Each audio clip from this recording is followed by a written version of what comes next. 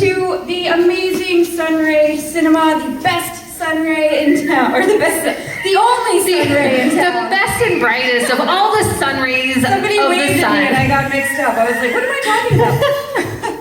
Off to a great start.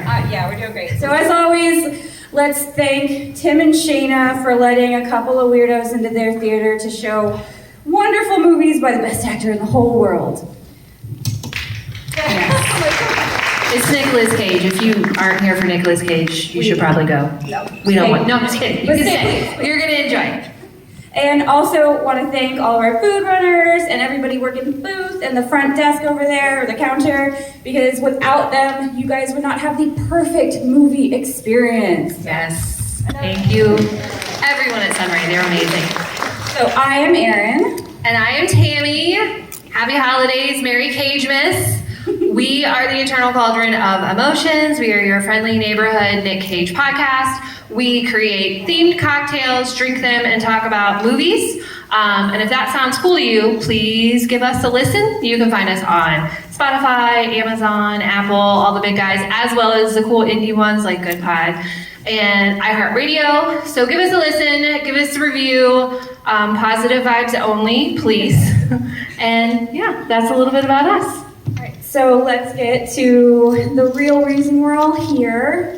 And the reason for the season, if you will, Nicolas Cage. Yay! And maybe also the Coen brothers, because this is a great combo movie. So as you all know, you're here for Raising Arizona, one of Nick's funniest and classic films. But before we start, yes! Oh my gosh, the whistle. We haven't had a whistle before. That's exciting.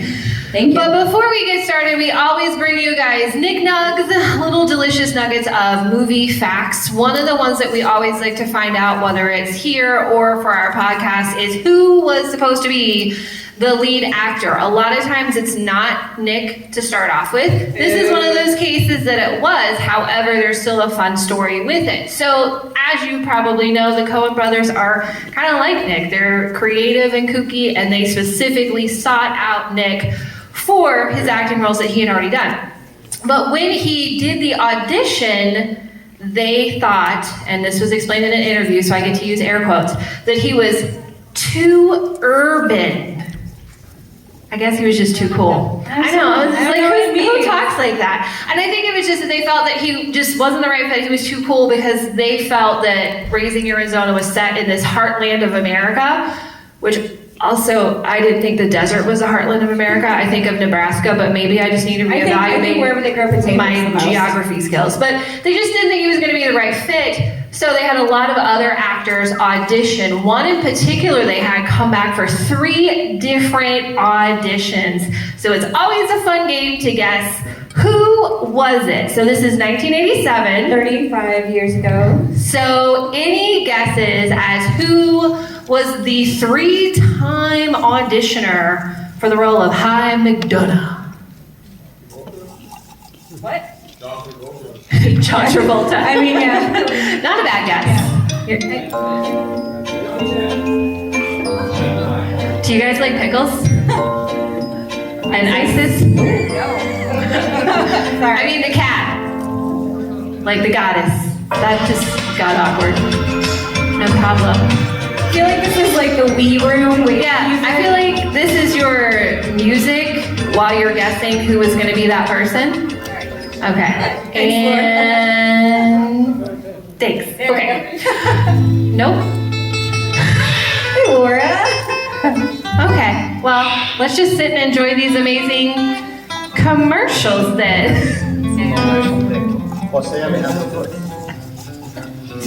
I think we're having some technical difficulty. Thanks, Jeff. So, anybody's first time to Sunray while we're waiting? Anybody's first time seeing Raising Arizona? Ooh, you are in for a treat. I'm so excited. It's balls to the walls, but in a fun way, not like Mandy way. I only saw this a few years ago myself and was like, I'm stupid for not having watched it sooner. Not that you are, but like no, me. Just her. Just me. Yeah, for sure. Are we good? Okay. I don't know. We're gonna find out. So, I know you were all thinking so hard. Here's who it was. Because no offense, you're all smart, lovely people, but you would not have guessed. It was Kevin Costner. Right? I know that he has not been water worlding and cowboying around Hollywood that entire time, but I just can't see it. And fortunately, neither did the Coen brothers, and they did come back to Nick and they were like, "You're the one." And so they gave him the role. Sorry, my husband just walked in. Hey, babe! So they also had another actor and another role in mind for a very specific person. The role of Edwina, or Ed, they wanted their very good friend Holly Hunter to play. Now, originally they wanted Holly to play in their first film, Blood Simple, but due to a scheduling conflict and another job she had, she was not able to do that. So, before even starting, they were like, hold on, let's talk to Holly. And Holly's like, let's do this. So that's how Holly became one of the stars of Raising Arizona, and honestly, this film would not be the same without her. It would not. It's a phenomenal cast all the way around, and definitely both of them rounded out. First-timers, get ready for some epic tears. And speaking of Blood Simple, if we have any Coen Brother fans out there, again, you know that this is their first film. I hope that you have seen it, and I hope if you have not seen it, you go. No, I'm not even talking to you right now. I know. I hope you go home and watch it. It's a really great movie, but definitely in a totally different direction. It's very dark and gritty. And when they made their second film and they decided upon Raising Arizona, they wanted to make sure it was the opposite kind of experience for everyone. And in their mind, what they came up with, they explained it in one of the things, is comedic, fast-paced, and cartoon-like. So that gives you an idea of what you're in for. This seemingly worked out perfectly with Nick's vision of the character of Hy McDonough, as he was obsessed with getting the Woody Woodpecker hair. And in interviews, he talks about how he's always running his hands through his hair to get that constant, crazy kind of mess going on. And as the movie progresses, the more stress is put upon the character, the bigger the hair. Just like real life. Just real life and like anime characters, there's always like, look, there it is. More stress, bigger hair. So you would think, knowing that both of them seem to be on the same page with this cartoon act, that they are both very creative, kind of kooky souls, that it would be a match made in heaven. And like me, you would also be wrong. They butted heads a lot because it was just too much creative juice for the punch. And Joel Coen had to be put in charge of reining Nick in. If you've seen it's a difficult task. I know. I couldn't imagine doing it. I'd just be like, let him fly. And that's what most people have done his entire career, and there's some great things that come out. But the Coen brothers are very specific about how their films are about the script and about the story, not about a person running off with a show. So you can respect that. It was just not what Nick was used to. Here's an example of one of the things Nick thought was hilarious. He thought that in the infamous diaper heist scene, where he's running around and there's crazy like near music, and he's got his pantyhose over his face to kind of make sure that he's not identified by the police, that he should run, stop, look at his watch, pause, figure out what time it is, and then start running. Because he said that's like what they do in cartoons. And the Coen brothers were like, nah, we're not doing that. So that's just one example of Nick having what he thought was a great idea, and the Coen brothers like, absolutely not. So for our last delicious nugget of the evening was something that the Coen brothers did let Nick do. Nick likes to pull, as always, from classic films and actors. He thought that, sorry, I was like, I got distracted. Mommy. So he pulled from movies such as Phantom of the Opera, silent films, not the, newer ones. Yeah. And Nosferatu. And Lon Chaney and Max Schreck used their art to change how they looked and made exaggerated gestures with their characters.